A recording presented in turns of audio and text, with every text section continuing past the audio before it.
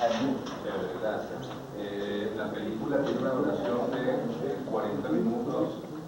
Yo voy a hablar por unos 15 minutos un poco sobre no solamente la labor de Crass y algunos aspectos relevantes para visualizar esta propuesta de la educación al colectivo Crass, sino también como se trata del primer día de la sexta jornada de hacer como un muy breve recuento, además en tono muy personal, en clave personal, sobre cómo se originó el POM en Gran Bretaña, más específicamente a partir de ese día en un verano de 1976, cuando se lanza el disco Nevermind the Bollocks, o específicamente el sencillo Anarchy in the UK, Anarquía en el Reino Unido, de la banda de los Sex Pistols. Y es que incluso hoy en día, cuando escuchamos este tema, Anarchy in the UK de los Pistols, o Boredom, que significa aburrimiento, de los Buzzcocks, también una banda británica boom de la época, o London's Burning de Clash, o Never Been a Riot de la banda Mekons, Mind Chaos, Caos de la banda Sleep, o New Dawn Fades, el nuevo amanecer se disipa o se toca de Joy Division, o incluso el mismo tema Funky Step de Crass. Siempre estamos ante pequeñas muestras musicales, son digamos, el punk en ese entonces, se puede decir ahora, en ese entonces jamás se podría comparar con lo que fue, por ejemplo, el boom del Motown, por ejemplo, o del rhythm and blues. Estamos hablando de un fenómeno muy pequeño, de pequeñas bandas, tanto en su conformación, la época, 5 o 6 integrantes, hasta, digamos, la existencia del universo de bandas en el entonces, ¿no? A partir de 1976. Eran muy pocas, sin embargo, hicieron gran bulto, justamente a partir de este año, con un lenguaje, con una propuesta, como dice, una propuesta cultural muy irreverente, con un cuerpo de trabajo que no es demasiado amplio. O sea, nosotros podemos fijar en una lista bastante breve tanto las agrupaciones como los temas, los lanzamientos de discos punk del año 76 al año 79, que es digamos, el lapso de auge y caída del punk radical, del punk de raíz, ¿no?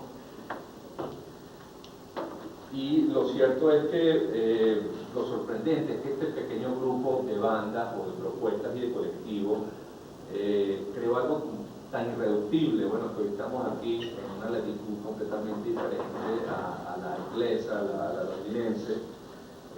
Lo sorprendente es lo irreductible de esa propuesta, ¿no? Y de esa música. Y lo que permanece, sobre todo irreductible de esa música y de esas creaciones, es su deseo de cambiar el mundo, ¿no? Esto suena, por supuesto, como el gran sitio común que suena, como un gran cliché, pero en el punk el deseo de cambiar el mundo evidentemente es patente y es muy simple. O sea, la estética, la formulación incluso discursiva del punk es algo muy directo, con lo cual no hace falta quizá demasiado análisis académico para uno por lo menos una vez que lo tiene en la cara reconocerlo, ¿no? Que están proponiendo algo diferente. Lo complejo es la historia de hacer esa diferencia, ¿no? Y en esto bandas como hablé de Sex Pistols, que quizás dieron el primer paso, pero bandas como el Crass tienen un papel protagónico, ¿no? en crear esa diferencia, porque es un deseo de cambiar el mundo, pero un deseo que comporta para arrancar la idea de vivir no como objetos, sino como sujetos de la historia.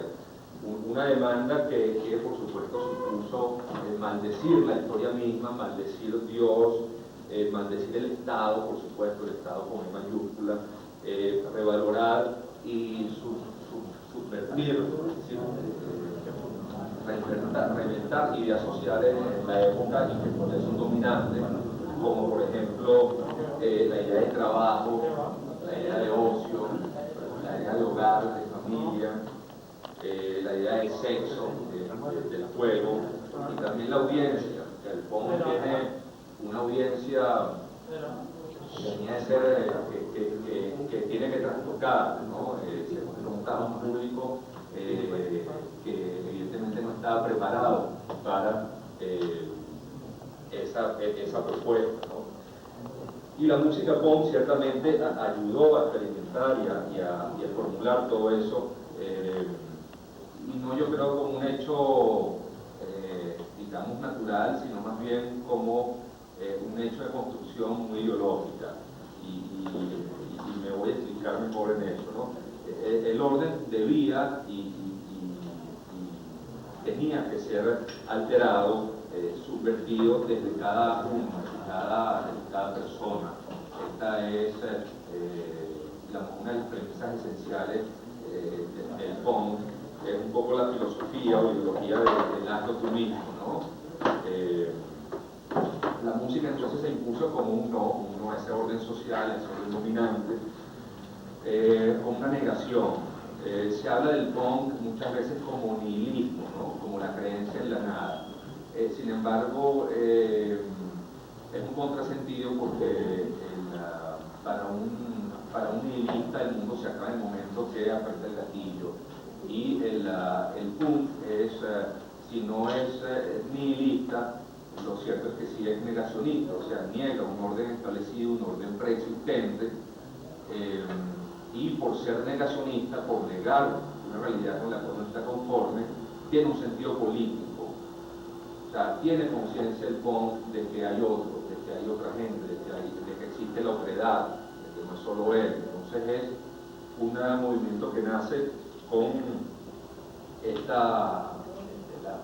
con la voluntad de decir no para el cuerpo, probablemente decir sí, después volver a decir no, y así sucesivamente.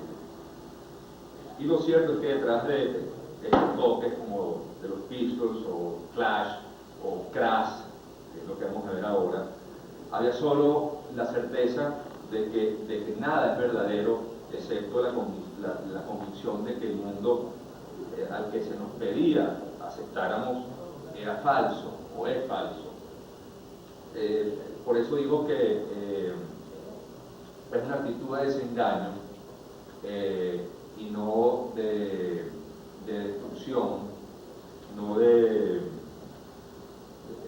nihilismo, puesto que la negación, como dije, siempre es política, siempre asume la existencia de otra gente. Y el punk primigenio es evidentemente negacionista, niega el trabajo, niega la autoridad tal y cual como existe, niega la ambición, niega el exitismo, niega la esperanza en el progreso según los cánones, digamos, progresistas o desarrollistas dominantes. Y esto es muy evidente en las primeras incursiones del punk, por ejemplo, el tema de los Pistols, God Save the Queen, que ellos salen de la reina y a su régimen fascista, es un verso, un estribillo en el cual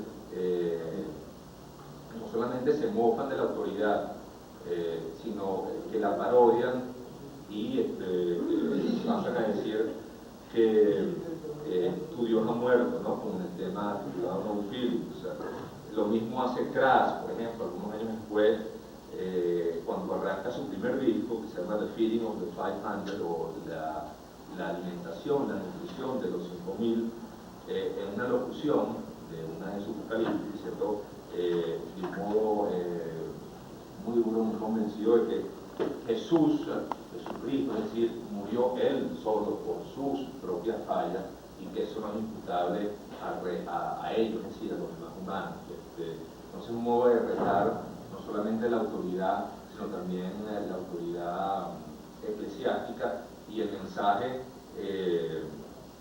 un mensaje tan atávico en la cultura, digamos, occidental, como es la creencia de que Jesús murió para los demás. Y pon en esto, por ejemplo, en las palabras de Crash,